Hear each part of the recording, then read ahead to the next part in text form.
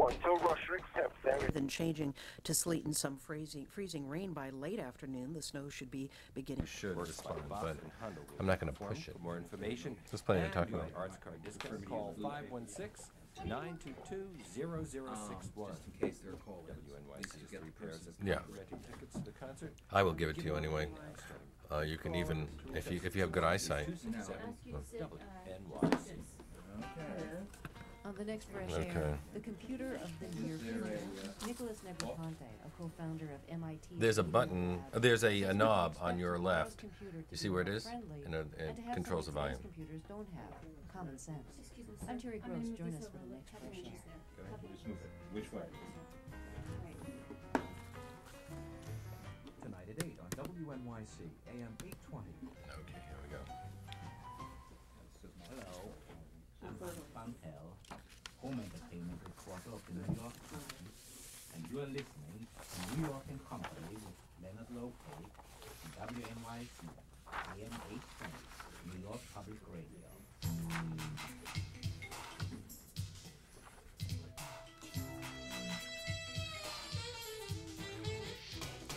In the not-too-distant future, your TV set may allow you to turn up the sexual heat on your favorite show, or even alter the show's political complexion to suit your taste. Your telephone will receive, sort, and maybe respond to incoming calls like an impeccable British butler. Household appliances will talk to each other so that your fridge can tell your car when you're running short on cheese, and your car can then relay the message to you in a voice of anyone you choose, from Marilyn Monroe to Robin Leach. Leonard, pick up some brie on your way home, will you? The genie behind this magic is the atom of information of the digitalized world, the bit. Digitalized products that have already worked their way into our lives are, of course, the personal computer, CDs, CD-ROM, ATMs, voicemail, and on it seems. But to judge from what Nicholas Negroponte has to say in his new book called Being Digital, just out from Knopf, we have only touched the tip of the digital iceberg. Mr. Negroponte, one of the innovators behind multimedia, is a professor of media technology at MIT and the founding director of MIT's renowned Media Lab, also a columnist for Wired magazine. I'm very pleased to welcome him to New York & Company. Good afternoon. Thank you very much for having me. So, with all of that in mind, why write a book? Why not just stick this stuff on the internet so that people can access it electronically? Real simple. First of all, I was motivated to write the book when I discovered that a lot of the kids, 10 to 15 years old, were subscribing to Wired magazine for their parents, for Christmas, in fact, basically to say, Mom and Dad, this is what I do out on the internet, this is what I do when I'm digital. So the reason I wrote a book is that the audience really doesn't have necessarily the computing technology, isn't a surfer on the internet, and this is the medium that audience reads. I know you're doing what most people do and seeing this very much as a generational gap. But I know people who are older than I am who are in love with their computers, play with the internet all the time. Then there are others like me who just don't get it, probably because we have other things we want to do in our lives. We see all of this as rather alienating. Well, you shouldn't see it as alienating. And yes, there are many people who, especially senior citizens actually right now as a group, are migrating to computing much faster than most people.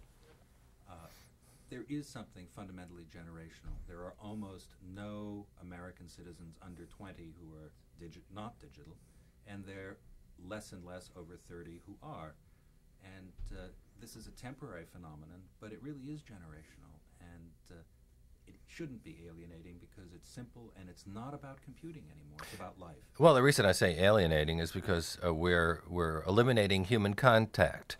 We watch television often alone on the couch, just blaring at this thing. We go to get our money out of the bank, and we go to an ATM machine. We don't interact with a teller anymore, and then we sit at our computer and we go fishing through the internet, and maybe we have some kind of a contact that way, but this is a classic remark and is just not correct, because people. But that's why you're here. Well, thank you.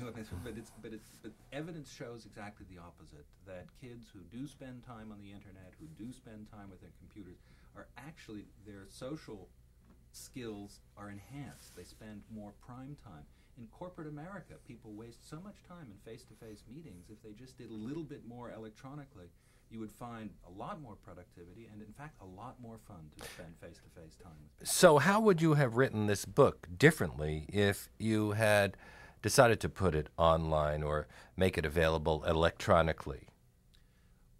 As soon as it's electronic, then it's much more of a conversation, and people, what you would want to do is you'd want to embody in its representation as much as you can from my head, so that talking to the computer program would be analogous to talking to me the way you're doing right now. So what I'd want to do is publish, insofar as I could, what's in my head so that you could talk to the computer the way you're talking to me.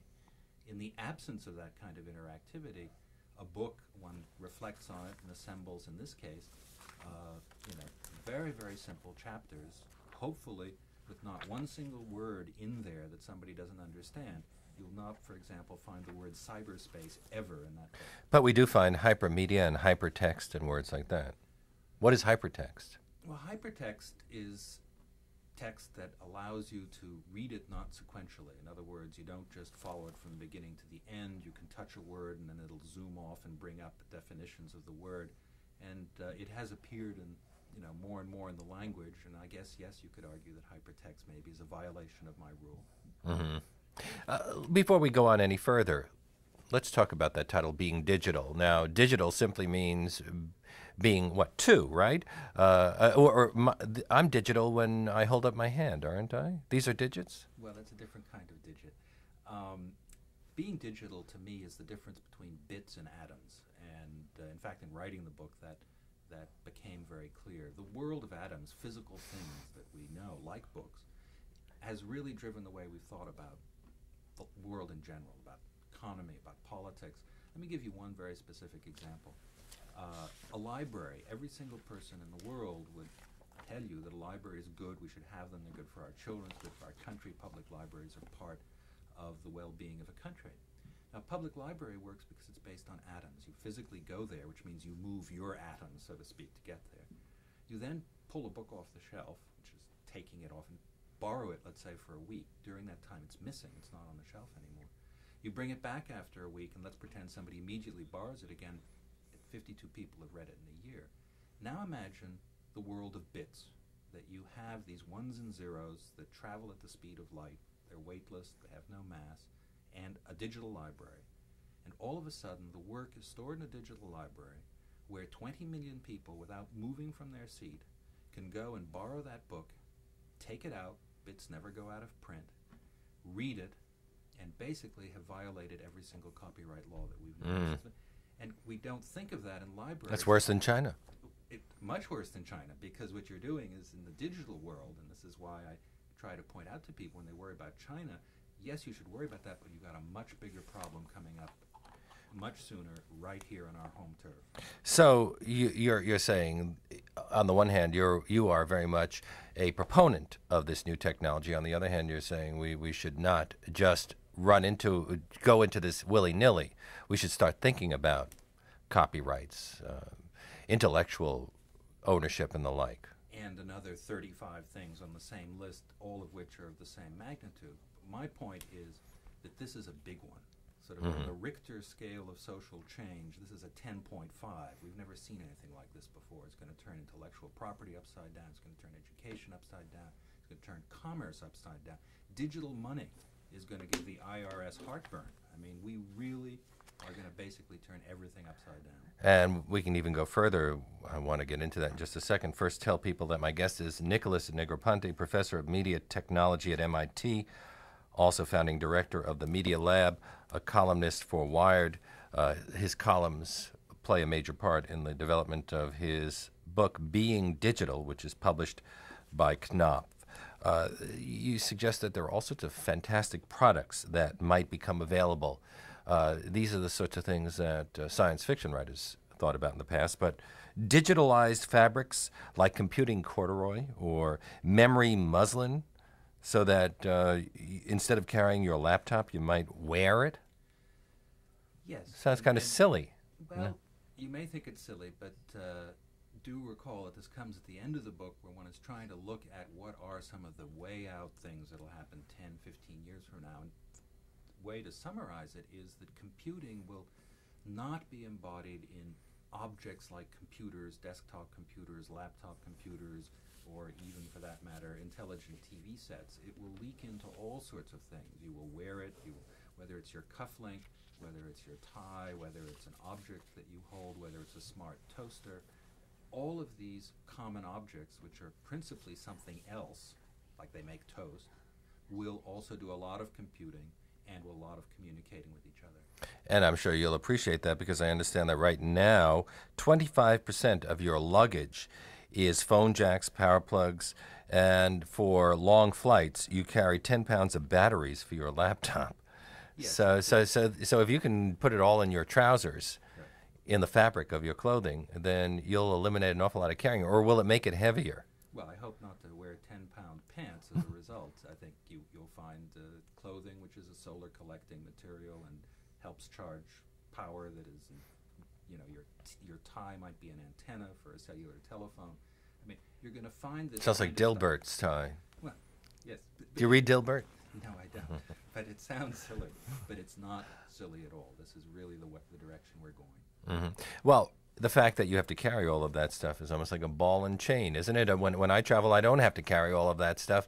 I just watch the lousy movie and eat the terrible food. Yes, but as a consequence, I get an awful lot done so that when I arrive, unlike you, I don't find any work waiting for me. And when I come back to my office from a trip, my desk is by definition empty. It has nothing on it. How did you get involved in this?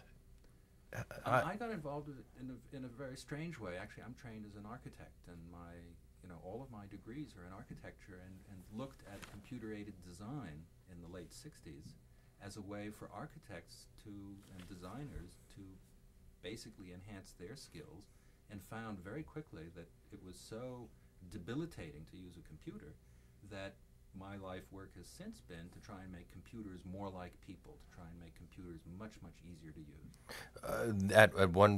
An important event in all of this was the Israeli strike at Entebbe Airport in Uganda.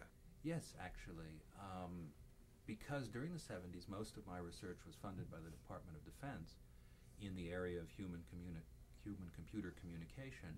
When that particular strike, if you remember, there was a TWA plane that was hijacked, and the Ugandans sympathized with the hijackers, and the Israelis traveled thousands of miles and made this extraordinary rescue.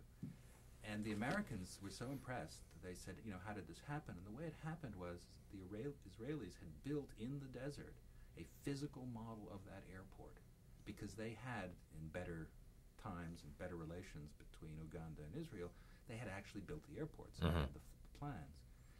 What the pilots and the commandos had was a first-hand experience of landing and taking off from this physical model on the desert. So when they arrived there at 11 o'clock at night, they knew this airport like the back of their hand, and they worked magic very quickly. The Americans said, well, can we do that with a computer? And can we do that with, quote, multimedia? And it became a big project for us to try and replicate the experience of being someplace, which is now sometimes called virtual reality. And it was for us the start of multimedia. But it didn't work when we tried to free the hostages in Iran. Well, by chance, as the technology developed and was actually implementable, the company that was going to implement it for American embassies around the country, around the world, did not get to the American embassy on time, and it didn't work. The government funded some projects you were involved with at MIT, but there were complaints, weren't there? Some people said that you were charlatan. Oh, there were complaints, and they certainly surfaced in the early 80s, where people thought this was all icing and no cake, that it was a lot of sound and light, that it was pictures, that there were articles at the time. People were writing articles against color. These were scholarly journals that said color is not good for you. We don't want color in displays. It's hard to believe this. You mean on a computer, Right. a video screen? On a computer screen, that why color was bad for you. I mean, it's hard to believe, sort of 15 years later, that people were making those kind of absurd statements. And so when we were showing video and animation and high-quality sound coming out of a computer, people said, in fact, the government said, don't you dare use the word multimedia because it means nightclubs. And it took until basically